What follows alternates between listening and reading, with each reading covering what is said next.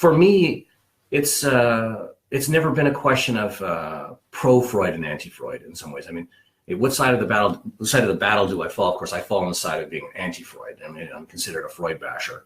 Or critical Freud scholar. Yeah, well, from the perspective of pro-Freudians, I'm considered a Freud basher. For myself, I mean, I think in a book of 2003, I coined the phrase critical Freud studies precisely because I think the notion of Freud bashing is just it's a polemical sort of way of dismissing criticism. Right. And what I am really is just a critic of Freud. I'm a Freud scholar, right?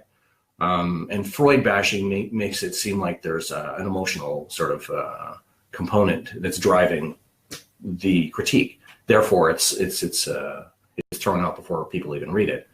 I approach Freud from my perspective exactly the same way I approach Plato or Hegel or Derrida. I approach it with a critical mind.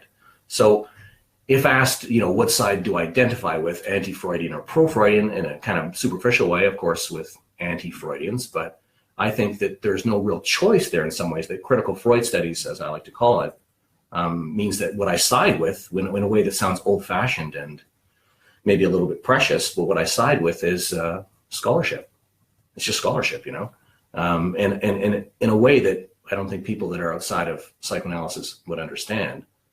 That's a big deal.